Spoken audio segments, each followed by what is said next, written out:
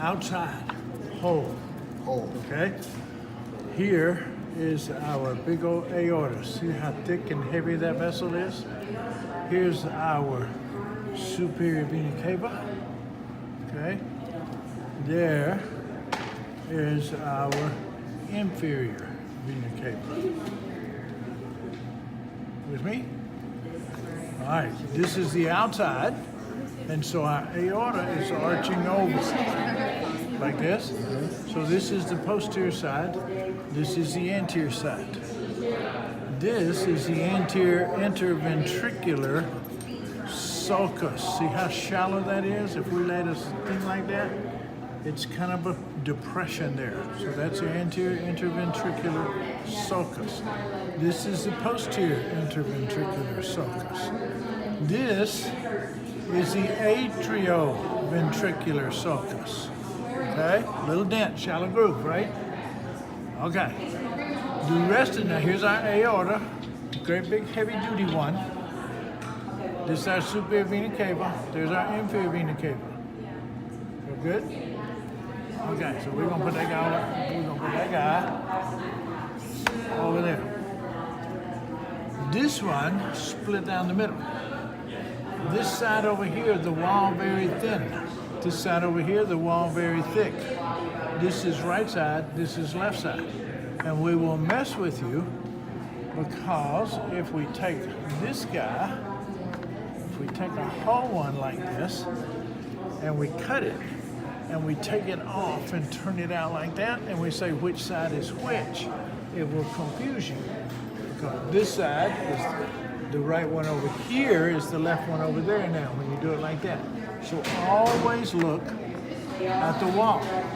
The thin wall, right ventricle. The thick wall, left ventricle.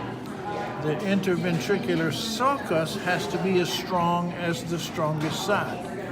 So this side, left, including the septum. You good?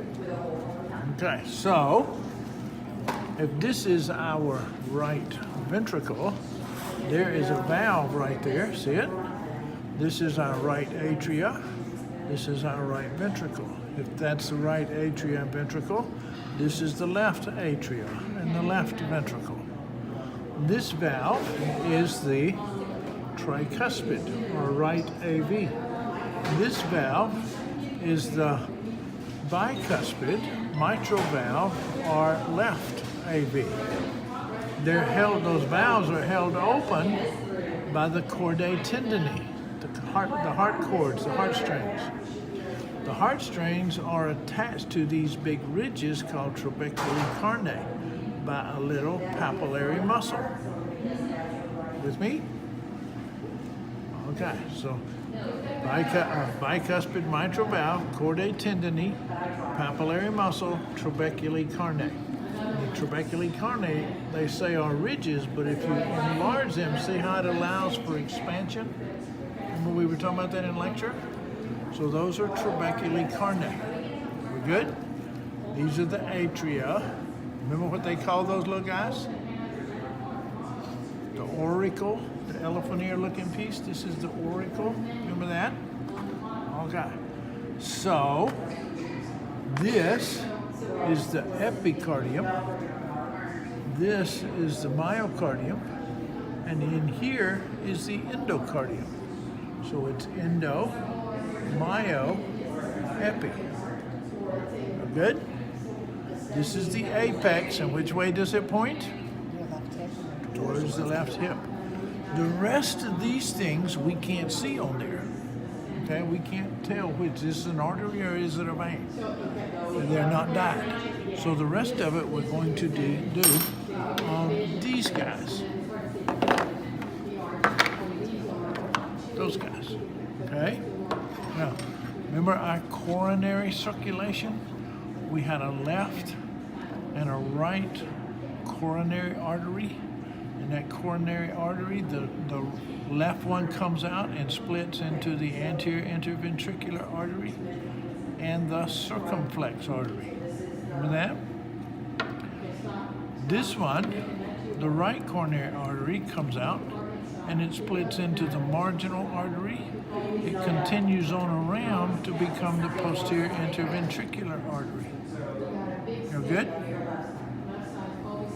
Okay. That's 4 coronary arteries. If we send that blood out, we're going to pick it back up. We're going to pick that blood back up in 3 veins. The great cardiac vein picks up all of this anterior interventricular, all of this blood from the circumflex, and brings it around and dumps it into a coronary sinus. So what's a coronary sinus?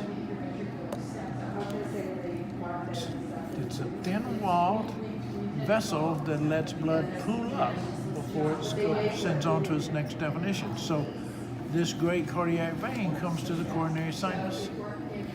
This middle cardiac vein picks up all of this posterior interventricular and brings it up to the coronary sinus. This guy, the small cardiac vein, picks all this up, brings it all the way around, and dumps it into the coronary sinus. So all 3 of our veins get dumped into the coronary sinus, and when the heart relaxes, the coronary sinus sends it back into the atrium. You good with that? So that's the right atrium. Okay, so this guy, pulmonary trunk. This guy, left pulmonary artery. This guy, right pulmonary artery, taking blood away from the heart.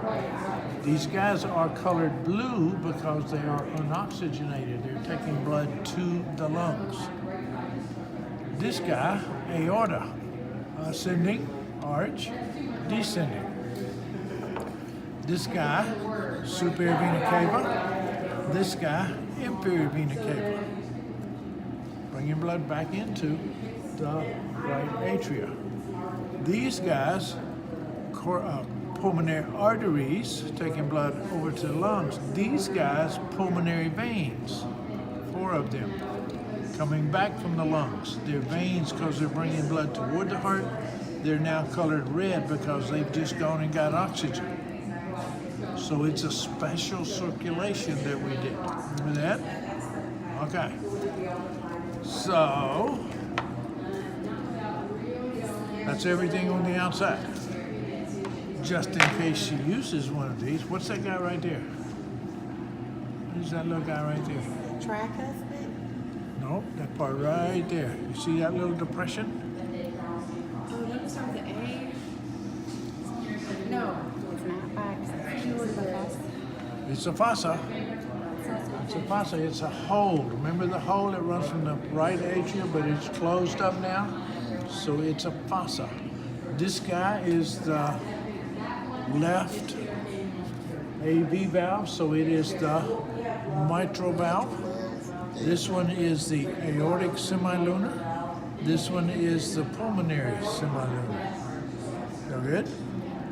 This are the chordae tendineae. These are the little papillary muscles, and those ridges are the trabeculae carnae.